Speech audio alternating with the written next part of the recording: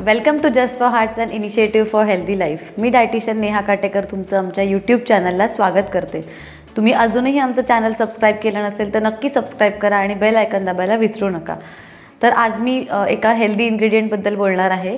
तर येस आपण आज सिनेमन किंवा दालचिनी या पदार्थाबद्दल बोलणार आहोत। तर दालचिनी आपल्या सर्वांनाच माहिती आहे कारण आपल्या सगळ्यांच्याच किचनमध्ये ती इझिली अवेलेबल असते।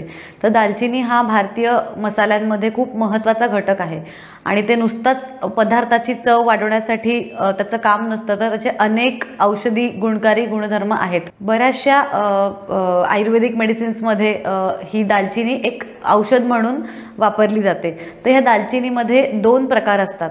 तर पहिला प्रकार आहे सिलॉन दालचिनी, जिला आपण ट्रू सिनेमन देखील म्हणतो, आणि दुसरा प्रकार आहे केसिया सिनेमन, जो मार्केटमध्ये इझिली कुठेही अवेलेबल असतो।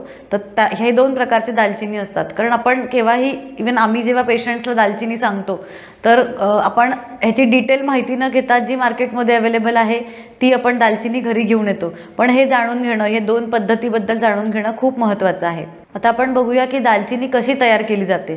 त्याचं देठ कापून त्याचा जो वरचा जो लाकडाचा भाग असतो किंवा वुडी पार्ट असतो तो काढून फेकला जातो आणि आतली जी साल असते त्याच्या पट्ट्या करून त्या सुकवल्या जातात आणि सुकल्यानंतर त्याचे रोल केले जातात आणि ते रोल सुद्धा सुकल्यानंतर त्या काड्यांची पावडर केल्यानंतर दालचिनीची पावडर ही तयार होत असते। दालचिनीमध्ये असलेली जी चव किंवा त्याचे जे काही गुणधर्म आहेत ते त्याच्यात असलेल्या एका ऑइली सबस्टन्समुळे असतं किंवा ऑइली केमिकलमुळे असतं। त्या केमिकलचं नाव आहे सिनेमाल्डिहाइड। नमस्कार, dietitian Neha Katekar from team just for hearts. तुम्ही अजूनही जस्ट फॉर हार्ट्सचं चॅनल सबस्क्राइब केलं नसेल तर नक्की सबस्क्राइब करा आणि बेल आयकॉन दाबायला विसरू नका।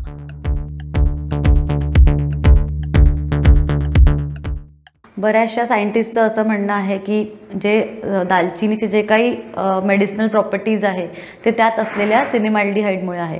तर आपण बघूया आता की दालचिनी खाण्याचे फायदे काय आहेत। तर सगळ्यात पहिला फायदा आहे की ते अँटीऑक्सिडंट्समध्ये रिच आहे। तर अँटीऑक्सिडंट्समध्ये रिच असल्याने काय फरक पडतो की जे आपल्या बॉडीमध्ये फ्री रॅडिकल्स जनरेट होतात, म्हणजे आपण जे काही दिवसभराचं आपलं काही रुटीन असतं, वेअर अँड टेअर असते, तसं आपण फॉर एक्झाम्पल आपण एजिंग प्रोसेस तर आपली चालूच असते किंवा आपण साधारण घराच्या बाहेर पडतो तर खूप ट्रॅफिक असते, धूर असतो, पोल्युशन असतो, ह्याच्यामुळे आपल्या शरीरात फ्री रॅडिकल्स तयार होत असतात आणि हे फ्री रॅडिकल्स आपल्या शरीराचं नुकसान करत असतात। तर ह्या फ्री रॅडिकल्सला मारण्याचं काम हे अँटीऑक्सिडंट्स करत असतात आणि हे पॉलिफिनॉल्स नावाचे अँटीऑक्सिडंट्स दालचिनीमध्ये असतात। त्याच्यामुळे त्याची अँटीऑक्सिडंट प्रॉपर्टी खूप स्ट्रॉंग आहे।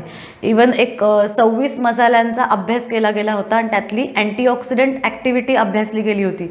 त्यात दालचिनीचा एक पहिला नंबर आला होता आणि त्यात इतर मसाल्यांपैकी लसूण किंवा आलं किंवा ओरेगॅनो ह्या खूप चांगल्या पद्धतीचे मसाले देखील त्या अभ्यासात इन्क्लूड केले गेले, तरीसुद्धा सगळ्यात जास्त अँटीऑक्सिडंट प्रॉपर्टी आहे ती आपल्याला दालचिनीत दिसली गेली आहे।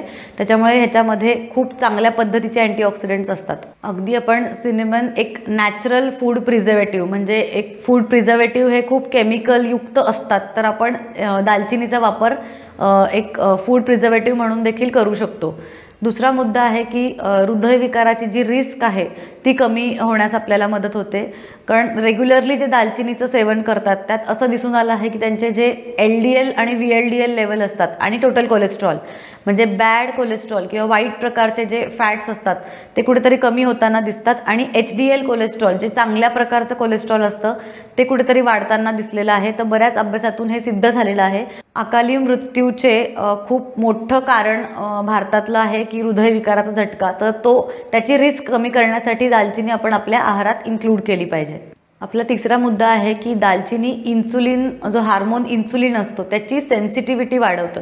म्हणजे काय होतं की आपल्या शरीरामध्ये इन्सुलिन जो हार्मोन असतो त्याचं काम काय असतं की आपल्या रक्तपेशी, ज्या काय बारीक बारीक आपल्या सेल्स आहे त्याच्यामध्ये रक्तातील साखर पोचवणे हे त्या इन्सुलिनचं काम असतं। तर आपल्या शरीरामध्ये कुठेतरी आपल्या जीवनशैलीमुळे किंवा सिडेंटरी लाईफस्टाईलमुळे असं झालं आहे की इन्सुलिन हार्मोनचं काम आहे ते थोडंसं त्याची ॲक्टिव्हिटी कमी व्हायला लागली आहे, म्हणूनच डायबिटीज खूप जास्त वाढलेला आहे आणि खूप जे ओबेस लोक असतात किंवा ओव्हरवेट लोक असतात त्यांच्यामध्ये देखील इन्सुलिन हार्मोनची ॲक्टिव्हिटी कुठेतरी कमी झालेली दिसते। म्हणजे इन्सुलिन रेझिस्टन्स ज्या लोकांमध्ये असतो त्या लोकांमध्ये इन्सुलिन व्यवस्थित काम करत नाही आणि प्रत्येक पेशीमध्ये ग्लुकोज जाऊ शकत नाही। तर दालचिनी त्याची जी इन्सुलिन रेझिस्टन्स जो कमी झालेला असतो त्या इन्सुलिनची सेन्सिटिव्हिटी वाढवतो आणि इन्सुलिनसारखा काम करायला लागतो, म्हणून ती रेजिस्टन्स कमी होऊन सेन्सिटिव्हिटी वाढते आणि इन्सुलिनचं काम व्यवस्थित व्हायला आपल्याला मदत होते. आपला चौथा मुद्दा आहे की रक्तातील साखर दालचिनी कमी करते.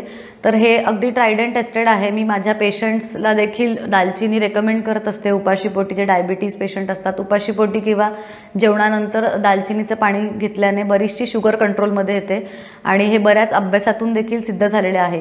जसं आपण ह्याच्या आधीचा मुद्दा ऐकला की इन्सुलिन सेन्सिटिव्हिटी वाढते, तर त्यालाच हा एक लागून मुद्दा आहे की इन्सुलिन सेन्सिटिव्हिटी वाढल्यामुळेच शुगर कंट्रोलमध्ये येते आणि त्यामुळे डायबिटीसच्या पेशंटनी नक्कीच दालचिनी ही रेग्युलरली घेतली पाहिजे.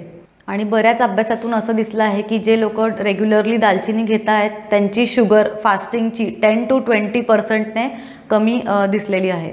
पुढचा मुद्दा आहे की दालचिनी बॅक्टेरिया किंवा फंगस या दोन्हीशी फाईट करण्यास आपल्याला मदत करते. तर आपल्या पोटामध्ये किंवा रेस्पिरेटरी सिस्टीममध्ये कुठल्याही प्रकारचं इन्फेक्शन असलं तर ते इन्फेक्शन त्यात असलेल्या सिनेमाल्डिहाइड ह्या कंपाऊंडमुळे ते इन्फेक्शन कुठेतरी कमी करण्यास आपल्याला मदत होते आणि त्याच्यामध्ये अँटीमायक्रोबियल प्रॉपर्टी देखील भरपूर असतात. त्याच्यामुळे पोटाचे पण काही इन्फेक्शन्स असतील तर ते कमी करण्यास आपल्याला मदत होते. पुढचा मुद्दा आहे की दालचिनीने वजन कमी करण्यास आपल्याला मदत होते. जसं आपण इन्सुलिनबद्दल बोललो होतो आधी, तर इन्सुलिन सेन्सिटिव्हिटी कुठेतरी वाढल्यामुळे जे शरीरात रक्तात जी साखर फिरत असते ती कुठेतरी कमी होते आणि आपल्याला म्हणजे ग्लुकोज अपटेक वाढतो बॉडीचा आणि त्याच्यामुळेच आपल्याला रेग्युलर कन्झम्पशननी वजन कमी करण्यास आपली मदत होते. दालचिनीने आपल्या त्वचेचे देखील आरोग्य सुधारते. तुम्ही दालचिनीचं तेल देखील चेहऱ्याला अप्लाय करू शकतात. इवन दालचिनीचं तेल तुम्ही कापसात बुडवून तुमचे जर टूथ एक असेल किंवा दात किडला असेल आणि दुखत असेल तिथे तो कापसाचा बोळा ठेवल्याने देखील तिथलं एक पेन कमी करण्यास मदत होते. दालचिनी डायजेशन चांगलं करण्यासाठी देखील वापरली जाते. ज्यांना डायजेशनचे प्रॉब्लेम्स आहेत त्यांनी जेवणानंतर दालचिनी पाण्यातनं घेतली तरी डायजेशनचे इश्यूज सॉल्व्ह होतात आणि अनेक पेशंट्स किंवा नॉर्मल व्यक्तींनासुद्धा एक तोंडाची दुर्गंधी येत असते. मोस्टली डायबिटीज पेशंटमध्ये हे कॉमन असतं, पण इतर लोकांमध्ये पण ज्यांना असा त्रास असेल त्यांनी दालचिनी चघळल्याने तोंडाची एक दुर्गंधी देखील दूर करायला मदत होते. तर मी 2 प्रकार तुमच्याशी डिस्कस केले, एक सिलॉन आणि एक केसिया.